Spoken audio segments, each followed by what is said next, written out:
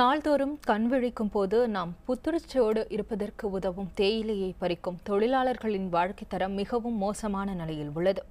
தங்களின் அன்றாட செலவுகளை பூர்த்தி செய்து கொள்வதற்கு தேவையான ஊதியம் கூட கிடைக்காமல் தினமும் வேதனையில் உழலும் தேயிலை தொழிலாளர்களின் நிஜ வாழ்க்கையை பதிவு செய்கிறது இந்த தொகுப்பு.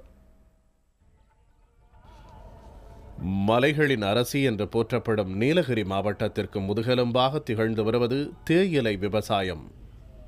உதகையில் ஆங்கிலேயர்கள் அறிமுகம் செய்த இந்த தொழிலில் தற்போது 65,000 சிறு குறு விவசாயிகள் ஈடுபட்டுள்ளனர். சுமார் 1.5 லட்சம் தினக்கூலி தொழிலாளர்கள் தேயிலை பறிப்பதை பிரதான தொழிலாக கொண்டுள்ளனர். வன விலங்குகளின் அச்சுறுத்தல்களுக்கு மத்தியில் நாள்தோறும் கிடைக்கும் சொற்ப வருமானத்தில் வாழ்க்கையை நடத்துவது மிகவும் கடினமாக உள்ளதாக வேதனை தெரிவிக்கின்றனர் தேயிலை தொழிலாளர்கள். அதான் காட்டாருமா வந்தால் ஓடணும், விரட்டிக்கிட்டு வந்துச்சுன்னா நாங்கள் காட்டில் நிற்கலுங்களா? இப்போ எங்கிட்ட கூட காரிமில்லைங்க, எங்கள் சோழ பக்கமெல்லாம் போனோம்னா எங்களுக்கு கஷ்டம்தான். காட்டு புலி வருது, கரடி வருது, எல்லாமே இருக்குது.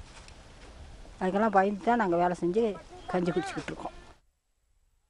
பருவ காலங்களை தவிர்த்து பிற நாட்களில் தேயிலை துளிர்ப்பது பாதிக்கப்படுவதால் மிகவும் சொற்ப வருமானமே கிடைப்பதாக கூலி தொழிலாளர்கள் கூறுகின்றனர். 1 கிலோ தேயிலை பறித்தால் கூலியாக கிடைக்கும் 3 ரூபாயை கொண்டு குழந்தைகளின் படிப்பு உள்ளிட்ட எவ்வித அடிப்படை தேவைகளையும் நிறைவேற்ற முடியாமல் வறுமையில் உழல்வதாக கூறுகின்றனர் இந்த தொழிலாளர்கள். நாங்கள் 5 ரூபா 6 ரூபா எதிர்பார்க்குறோம். அப்படி வந்தால் தான் எங்களுக்கு பிள்ளைகளை படிக்க வச்சு நாங்களும் எல்லாம் வாங்கி கொடுத்து பிள்ளைங்களுக்கு வீட்டு செலவும் பார்க்க முடியும். 5 ரூபா 6 ரூபா கொடுத்தா தான் எங்களுக்கு கட்டுப்படி ஆகும். 3 ரூபாலாம் வச்சு எங்களால் சமாளிக்க முடியாது.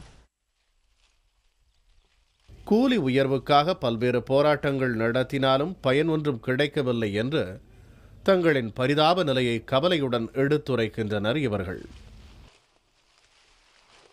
அது காற்று மழைலாம் அது ரொம்ப ஜாஸ்திங்க.